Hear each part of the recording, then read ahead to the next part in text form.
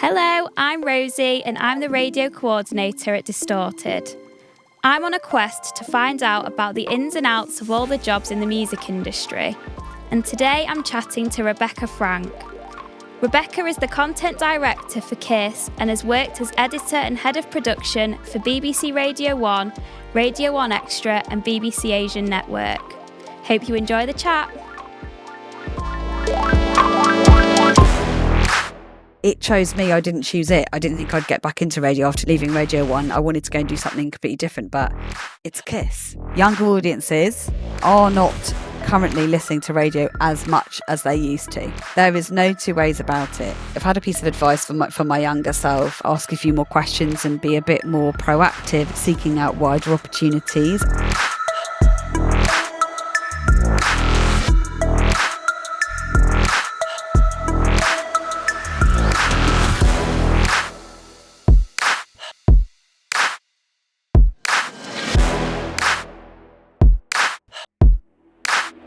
Hi Rebecca, thank you. Hi Rosie. Thanks so much for joining me. I guess let's first and foremost go into why you decided to choose a career in radio.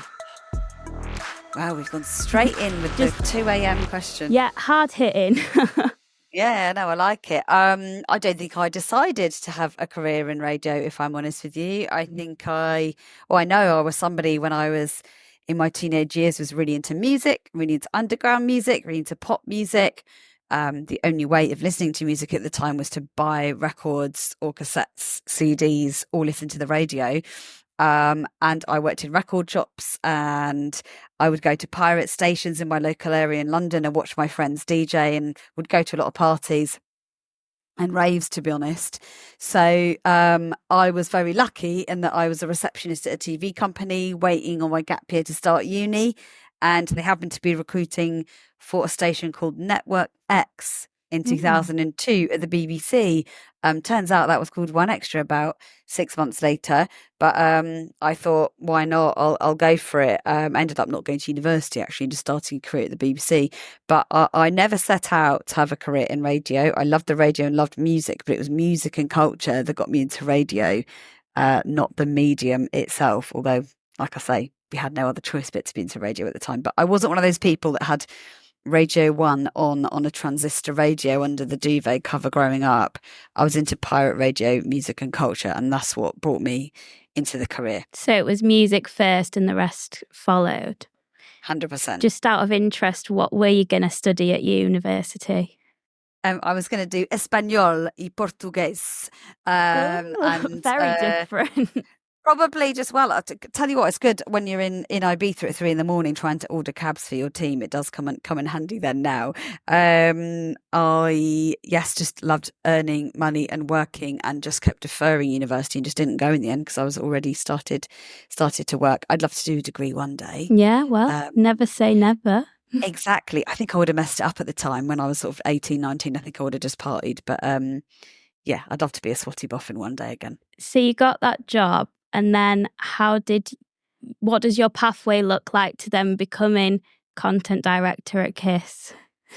I'll be very in a nutshell, because I'm sure we'll get into things in a little bit more detail, and you can ask obviously anything you want. But the BBC is an amazing place to forge a career in terms of development opportunities, ways to move sideways, because it's such a huge organisation. And, I was very, very lucky to have various kind of opportunities to sort of grow, like I say, and work at Radio 4 and learn speech radio, or do things called development attachments, which are where you sort of come off the hamster wheel of what you've been employed to do and go and work in another department for a few months because they want some diversity of thought. Really amazing kind of, development opportunities as well in terms of training. So sort of worked my way up from being a broadcast assistant, it was called then, to being a producer, to being an editor, and being in control of a whole part of output, eventually sort of Radio 1 daytime, and then ended up being the head of production, which is not what it sounds like, which is not head of jingles and whiz bangs. It was actually sort of head of everybody that makes content and programmes at Radio 1, One Extra and Asian Network. And that was the last role that I did at the BBC. But that's via, like I say, doing like tons of other roles there in other kind of brands and other areas of the organisation. But being in a big organisation like it is at Bauer as well, being able to show curiosity and go for opportunities that might be short term in other departments to grow. Very, very lucky to sort of grow up in an organisation that was all kind of designed for that.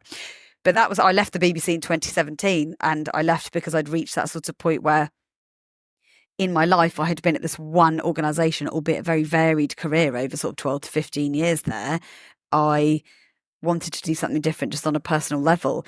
And so I left as I was head of production and did some freelance stuff for a little bit in consultancy with various different companies. And ended up being hired by Richard Curtis to work at the Bill and Melinda Gates Foundation, some of their goalkeeper events that they do in New York as part of the UN General Assembly. Cool. And it was really that transferable skill of making content and making messaging appealing to a lot of people and bringing in my sort of, youth culture and zeitgeist kind of content making sensibility and managing a team. So I did something completely different for a year. Then I moved abroad. Because I wanted my daughter to experience living by a beach for a couple of years and not having to wear shoes to school. Nice. Worked in radio down there, and then was meant to be there for 2 years, but this job came up at KISS, and I went for it and did Skype calls in the middle of the night in New Zealand to get it, and ended up coming back a year early to do KISS. So quite a lot to cover in terms of how did you end up getting this, but it chose me. I didn't choose it. I didn't think I'd get back into radio after leaving Radio 1. I wanted to go and do something completely different, but it's KISS. Yeah. What are you going to do? Yeah. And so you've basically learned and had completely different experiences in all these job roles that's blended to be a content director. Yeah. On that then, what does a content director do? What actually is your job?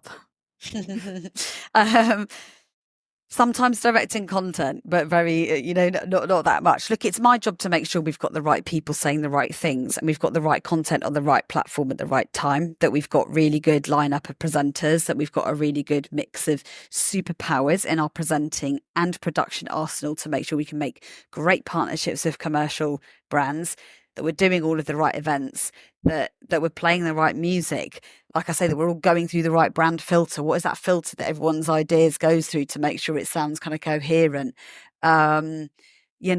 Today we've launched our Rayo app, which is our new way of listening to KISS and all of the Bauer brands. And it's my job to make sure that the plans are executed right. So whilst I'm not there, I'm not part of the commercial events team actually on the ground working with promoters to get the right things. I'm involved in that decision making, making sure that I'm the kind of brand guardian. But I'm also there out and about having meetings with presenters and agents to make sure we've got the right talent. But I'm also then getting very granular and making sure that we're saying the right stuff and that, we're back announcing tunes enough and that we're sounding energetic enough at the right times. And I'm also sitting down with people working out their development plans to make sure they're happy, healthy and thriving at work. So it's incredibly varied.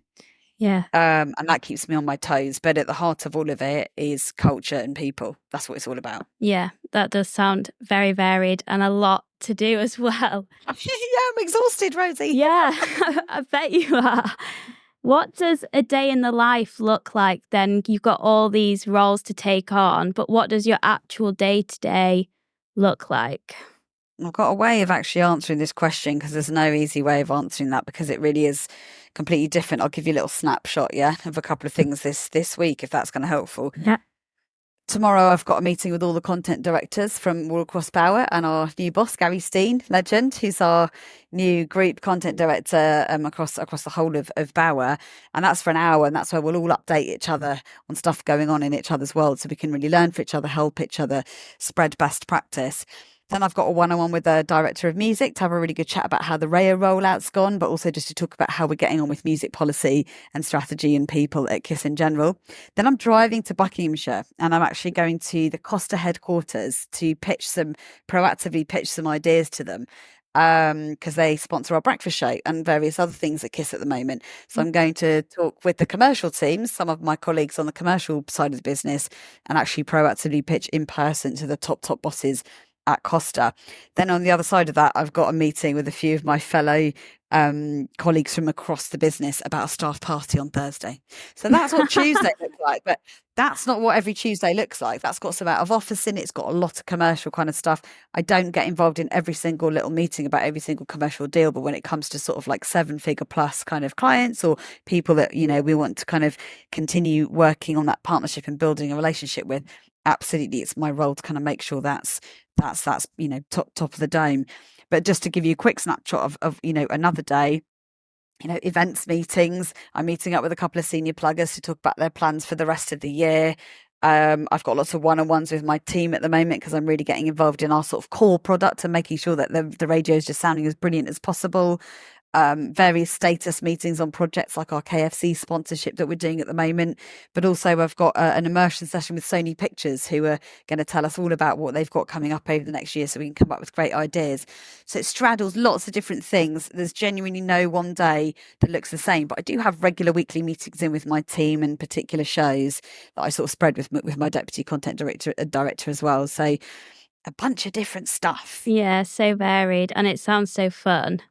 Do you like it being varied, or do you think you could be in a job where, a typical 9-to-5 job? Sometimes I crave a typical 9-to-5 job, Rosie, because I would love the kind of predictability of that. But I think ultimately, even when I was a show producer, doing the same show or working with the same talent every day, sometimes that got monotonous after a while. That's why often people need to move around a schedule if they're a show producer, which are the people that sort of work with presenters in studios every single day. Yeah. I just think that because what we're doing is reflecting life and culture, any job in our industry in this kind of part of like radio content production, social, all of that kind of stuff, it's always going to be varied because life is not, we're never playing exactly the same records a year later, unless it's history. We're never, talking about the same stuff. You don't feel the same about how your weekend's been all the time. Like there's always some kind of level of variation. It keeps me on my toes and I love spinning plates. I've got really good at dealing with chaos and multiple sort of threads of things going on. And I think that's why I'm in the right job. Yeah, definitely. I think some people thrive off that, don't they? You're obviously one of them people. I think I didn't realise as a content director how involved you are with sponsorships, like you mentioned Costa and KFC. I think I didn't realise there was that side of it.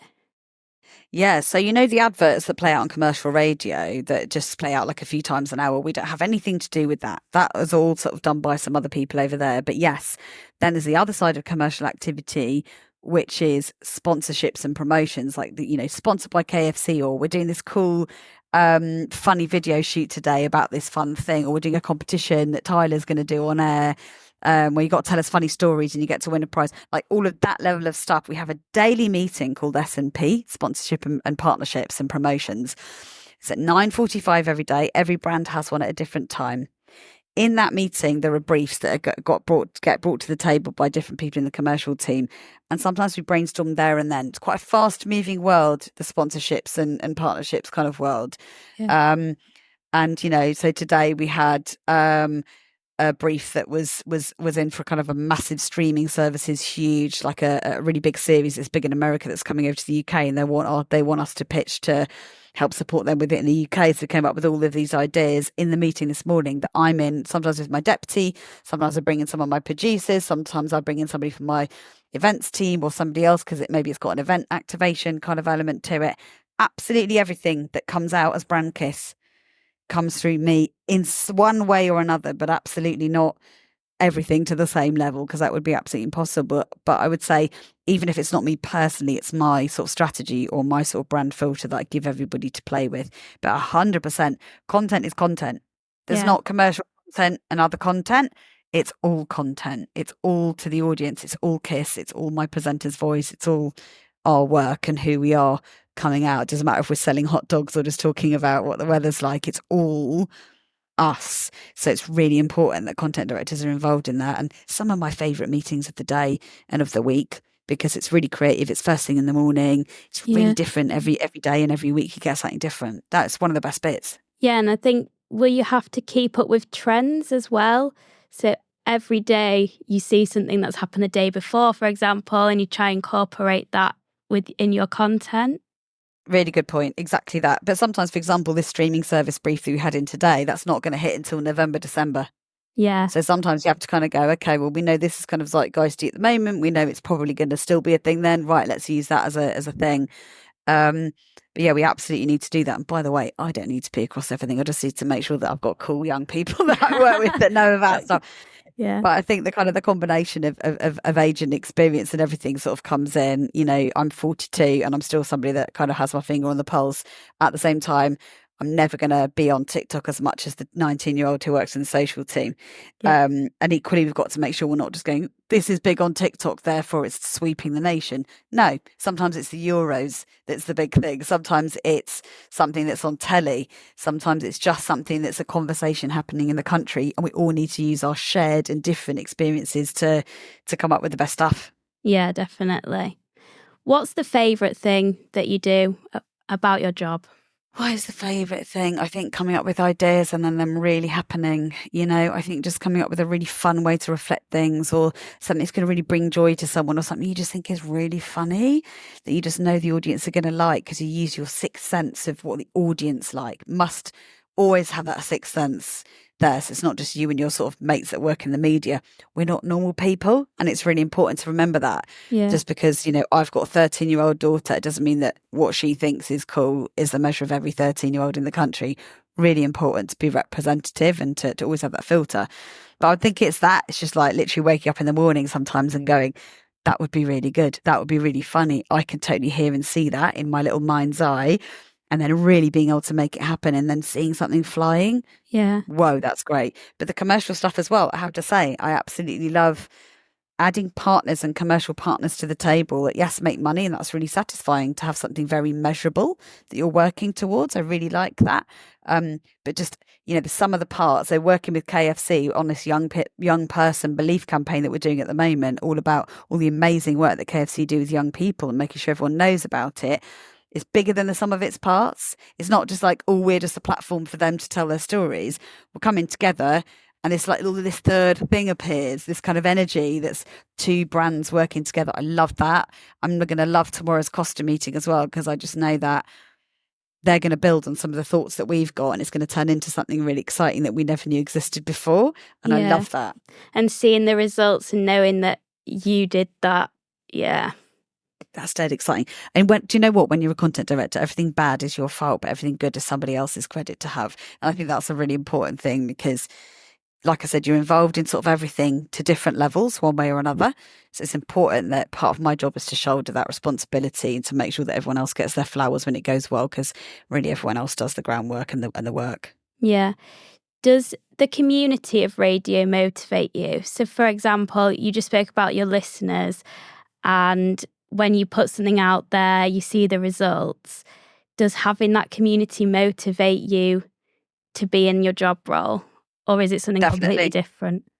No, definitely. I would say the fact that it's very real world, it's very tangible, it's very now we can spin on a penny and make sure that, you know, lockdown, I know you've probably sort of heard about this before, but for that sort of particularly the older end of audiences in radio is a very, in lockdown, radio is a very important bit of company, bit of reassurance. It's where information was, you know, very trusted information. Radio is the most trusted medium of media in the world, like hands down, and that makes sense, right? There's like, you can't really mess with it. You can't sort of there's no filter on it like there might be, or there's no sort of disinformation. It is what it is. It's real. Everything we do comes through a real human being.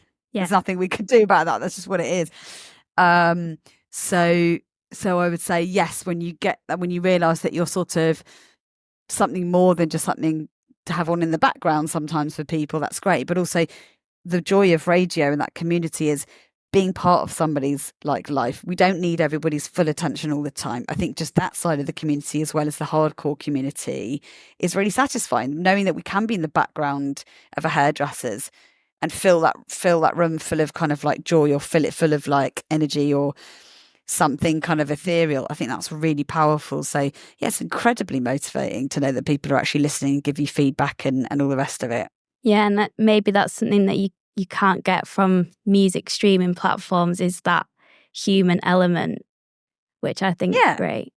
I mean, I just wanted to quickly say on streaming services, like I'm very kind of, we coexist with streaming services. We've got this new app, like I say, Rayo, that's just launched. It's got some incredible on-demand playlists on it that I think kick a lot of stuff that's out there. It's early days, it's day one, but I think because it's been crafted by people that are really dealing with live audiences all the time, millions of people all of the time, I think they're really, really special and they're very, very tuned in. That said, streaming services are just a completely different kind of offering and it's almost kind of not worth comparing. At the same time, we're all trying to steer ear time and eye time away from each other, aren't we? But I think it's just a real privilege.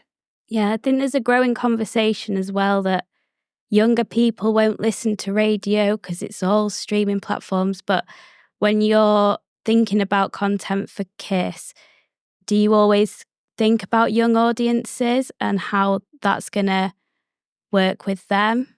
I think about young at heart audiences and I think about 33-year-olds and I think about 18-year-olds and I think about everybody. But I think about it in this way. Younger audiences, especially under 25s, are not currently listening to radio as much as they used to. There is no two ways about it. And streaming services and social media and on-demand visual platforms like Netflix, everything, gaming, everything that's emerged in the past 20 years has been part of chipping away at the choice that younger audiences now have to spend with their time, their thumb, their eyes, their ears, whatever. There's no two ways about it. And the graph shows that people no longer grow into a huge radio habit. So if you started off listening to it this much, you're probably going to listen to it that much in your 30s, 40s and beyond, right? Yeah. That said, when we're thinking about attracting people to the brand and spending time with us, it's our job to continually try to fight for all audiences to spend time with us. Whether that means we need to major on other platforms like on demand, which is why Rayo is in existence, right? So we know that people are listening to more and more stuff on demand. There's an expectation that any kind of audio provider is going to give you sort of on demand content, not just live radio stuff. We should be doing well with that, with KISS audiences, with a sort of slightly younger demographic. That said, if I just designed radio content and stuff in terms of like traditional radio content for 18-year-olds, I think we would soon be an incredibly sinking ship because of the medium. It is a bit older. So we try and have that sweet spot. Everybody is welcome to listen to KISS. It's for people, whether you're 18 or 40 or plus, that have that psychographic sort of thing pulling them together rather than a demographic. So more about a mindset. You're probably someone that is young at heart. If you're not really young, you're probably somebody that's into new stuff or knowing what's what in the current world. At the same time, you probably like some throwbacks and all the rest of it. You like energetic music. You like the attitude of the brand, regardless of a sort of age of a person that we're thinking about. But look, there's no doubt that we have to keep fighting for all audiences and especially younger audiences to listen to us for longer. But we know that the battle of people who have grown up with all of this choice compared to people that saw it evolving, people that have grown up with all that choice and grown up with streaming services and social media and everything else being normal. I think it's unrealistic to think that we can just keep doing the same thing and expect different results. Yeah, I think it's trying to see the trend of social media and things like that and go along with it as well, which I think is great. And I think my fear was when I wanted to work in radio, because I wanted to work in radio and audio since I was about 11 when I listened to Radio 1 and like Nick Grimshaw and they were my role models. I think my fear was that maybe radio won't exist in the future, so there might not be any jobs, but I think radio's doing a great job incorporating these on-demand services and keeping up with the times, essentially. Well, that's great that you think that. I mean, you're the expert here. Your voice means a lot more than mine in that regard, because that's an amazing thing to hear that you're bang into it. I would say if radio is going to be dead, is going to die, it should be dead by now. Spotify's been around for quite a long time. YouTube's been around for over 10 years now. Like, these are not brand new phenomena. What they have shown, like I said, is that they chip away all of it together, the ecosystem of everything, the internet being available everywhere. So it's not just streaming services. Like, I never like to be binary and say it's this versus that. gaming, everything that takes your time away from sort of spending it with radio, it definitely chips away at the amount of hours that somebody might listen to a radio station in a week. But actually, a lot of the numbers in terms of the amount of like younger people that are sampling radio stations, is growing. Smart speaker apps like Rayo and other things that our competitors have, these are all, like you say, other inventions to try and buck that trend. At the same time, I think we need to be realistic, and I think it's also about how else can we make sure that these younger audiences are spending time with our brand. So that could be at an event, spending time with a YouTube series that we do, spending time, going to a club night, but as well as listening to the radio. And if we can sort of, frankly, as a commercial business, make sure that we're being successful in all of those areas, as well as maintaining that kind of listen or doing an all right job of it, I think it's a good place to be. Yeah, definitely. So on that then, what do you think the most crucial trait somebody needs to be in radio as a view to them becoming a commercial director? I would say that a really important trait is, and I won't swear, but just not to be an idiot and to be, look, what we do is a very social thing. That doesn't mean you have to be a loudmouth. Doesn't mean you even have to be this kind of like person that's got no fear of public speaking. Now, I've got quite a lot of shy and retiring types, believe it or not. Yes. But they're all people who are quite emotionally intelligent, because you've got to be able to like key into what you think other people would like. You've also, on the long and short of it, got to be able to persuade people to do things, whether that's a presenter to say something or understand something, whether that's an audience member to come with you on a particular commercial campaign or to buy a ticket or to just listen for a little bit longer. Or you've got to persuade a client to spend some money with you or whatever. It's all a kind of game of emotional intelligence and getting into the head of other people. So I'd say my first job, like I say, was working in a record shop. So it was all about talking to kind of customers and all the rest of it. And one of my sort of first legit job, let's say, was being a receptionist. And that was such a great job because I was talking to people all the time, different types of people from different walks of life, different levels of seniority and formality and the type of communication that I had to do. So although I was always quite a sort of confident person, like I say, there's loads of people at KISS that aren't sort of natural, front of the stage type of people who are happy to sort of talk to anyone. But everyone's got a really good way of explaining things, or they're just good communicators. Yeah. And I think being a really good listener, a really good communicator, a good empath, being able to get into the heads of other people, that's ultimately what we're doing for a living, isn't it, in radio? Yeah. So I think if you're just somebody that kind of has an agenda and wants to execute it, it's not for you. But if you're someone that kind of really wants to try and make something really popular, or you really want to kind of like help people to see things or buy things or whatever, being a really good communicator and tuning in to other people is a really important skill. Because yes, you need to be good at audio stuff, but you can learn that. And yes, you need to be into music, some roles in radio more than others. And that could be a personal thing or something learned. I think the thing that I really think people need to be more and more aware of in our industry, especially commercial, is people. You need to really care about people and be up for like a bit of psychology and getting into people's heads a bit. Yeah, definitely. And being nice to people, that's a big one. That's what I was going to like say the sweary version of that, but absolutely, I think that being cool with people on the way up, you've got to build relationships with agents, presenters, production staff. I've got to make sure people want to work with me and want to work with the brand. And if they see something they don't like, it puts people off. There's other places they can go. So being like lots of my big contacts now are, big wigs in huge companies that I grew up with, or that, that have just kind of taken other paths, but we might have bumped into each other at something along the way. That's not to say it's a closed shop, because it's absolutely not. There are so many the roles have got wider with social media, on demand, and all these other roles in radio that didn't used to exist. Used to be radio producers, radio presenters. That's about it. Maybe some sales. Now there's all kinds of roles that are really interesting, that are creative. So I think there's something for everybody, of just people getting out of their heads a little bit, I think. Did you have a mentor throughout your career, or have you had a mentor, or did you kind of forge your own path? I wouldn't say I forged my own path. I don't think anybody completely forges their own path. I think there's always some sort of mysterious ways at work all the time. Like I've alluded to before, I've never really planned anything amazing that's happened in my career. A lot of the time, I do try and be realistic to people and say you can do A, B, C, and it could still not work out. Yeah. Because there has to be an opportunity available. you have to do a good job in the interview. You know, as with anything, where there are more people that want to do it than opportunities available, and luck sometimes. I'm not going to lie. But I would say there have been some instrumental people that I've magpied from.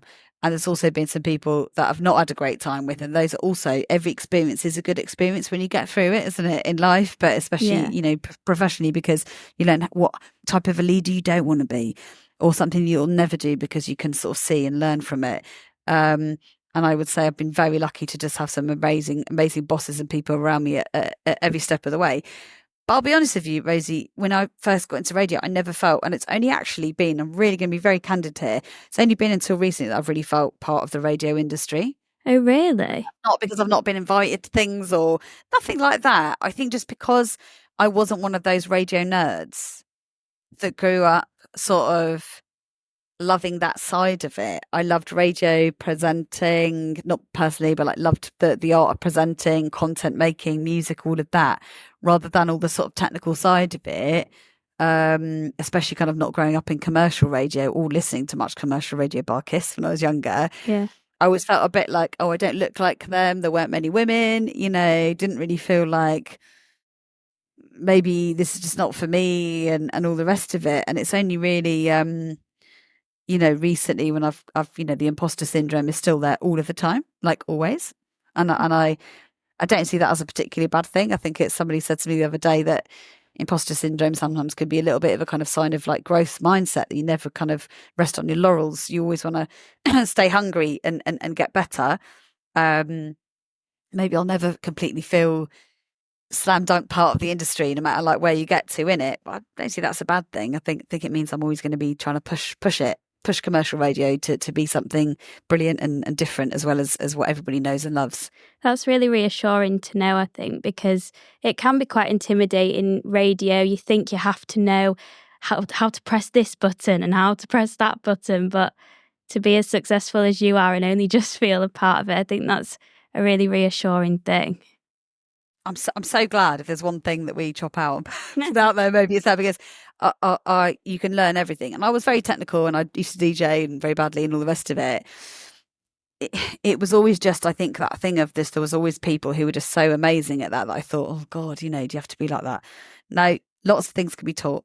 Yeah. You know, you're clearly a very bright woman and you can learn anything that you want to learn if you want to put your mind to it. It might take you 5 minutes, it might take you 5 years. You can learn it. It's those other softer skills that I think are the ones that take people from good to great. I've had such, especially here at Bauer, I've just had such amazing backing, like just such kind, good, you know, compassionate people that I've worked with. And that's why I always try and like pay that forward, because I've been so lucky to kind of get so much of that in my career. I had to fight for it as well. Yeah. You know, sometimes you have to like ask for the help or seek out the kind of allies and that you kind of need in life. But I think 9 times out of 10 people just want to do a really good job. I just think having a really good work ethic has always been on my side. Northern Irish parents, you know, I think just getting my head down and getting on with it and making it about the work and not about me too much, but then always making sure I am picking the moment to go, oh, what about me? Can I learn something here myself? But just being about the work and being about the business is just the best advice I could give for anybody, because then everyone will treat you like somebody that wants to do the work and not anything else. Yeah, you've just said loads of advice there, but one singular piece of advice that you'd give your younger self would be, what would that be? I would say just I guess like if I had one sort of to my if I had a piece of advice for my younger self, I think thinking back to my sort of early BBC career, I think some of it would be to ask a few more questions and be a bit more proactive in terms of seeking out wider opportunities. I was very, very happy and comfortable and safe in growing up in my 20s at One Extra, and I don't regret that for 1 second. I had some incredible experiences in those days, but I think because I was sort of so loyal to my brand and so loyal to the sort of cult of the brand that I worked for, I think there were sometimes opportunities I probably could have pushed for or could have like asked for or probably could have had a bit earlier on. But you know, I think all of that is a little bit of a confidence thing. I don't want to say any cliches like, you know, just believe in yourself and things like that, because I just think sometimes it's really hard to hear that advice. I don't know, maybe you tell me. I think sometimes that advice is a little bit empty and a little bit like, how do I believe in myself? What does that actually mean? I don't really know what that actually means. Yeah. I think maybe just trying to find those like-minded people that are going to help you and cheerlead you. It's okay to have outside help to do that. It's really hard to find that from yourself and within, I think. Yeah, I think so. And I'm glad you mentioned that, because it's some people also say, just be yourself. Just, believe in yourself and be yourself. Great, thank you. I'm doing that every day. What do I actually do with that? Yeah. I guess what some people mean by that is just having conviction. If you've got an idea, like really follow it through. What I would add to that to maybe make it a bit more useful, because I hate advice like that as well, is like, if you've got an idea, make sure it's an idea and not a thought. So we should have more female DJs is a thought, right? An idea is something that's really interrogated. Why do I have that thought? How might that look? Can I draw a picture of it? Can I describe it in 2 lines? Can I pitch it with 3 pictures and 5 minutes? That's an idea. But find out why, interrogate why. I've got a boss at the moment, Gary, our new boss, who's just absolutely brilliant. I know that if I want a thought, if I want to follow a thought, an idea, an action, something that I want him to take notice of or help me make good, I've got to have really thought about it. And I have to do this to my team as well. Why? What's she thinking? What's in it for the audience? Like, do the homework. Yeah. Really, instead of, I've got this notion, and that's making the recipient have to do all the work in making that thought into an idea. So is it thought? Is it an idea? If you've got an idea, great. Do the work though. Back it up properly. Don't make the other person sort of do the work. I just think there's so many opportunities for young people to get off their asses and do it themselves now. Yeah. That the barrier to entry can be quite low to doing a podcast or doing anything now, or doing a radio show even to a certain extent. But actually it being like the difference between good, great and excellent are these things. Like, what is good? What's in it for the audience? Don't just have a lazy thought of like, oh, I think it'd be really cool if we did like radio shows from coffee shops. Right. Why? What's in it for them? What does that look like? Tell me what a running order is. Yeah. Et cetera, et cetera. I think just really kind of owning it and going for it is something. And I think that maybe is a slightly more useful way of saying believe in yourself, all of the rest of it. Sure. Yeah. Believe in your ideas, but make sure that they're good and well thought out. Perfect. I'm going to leave it there, because that's just the perfect advice. Everything I needed to hear. So thank you so much for joining me. Thank you so much for having me. Thanks so much for listening. Subscribe to the podcast to catch the next episode. And if you'd like to ask our guests any questions, or if there are any more job roles you'd love to learn about, then get in touch with me via LinkedIn @Rosie Black.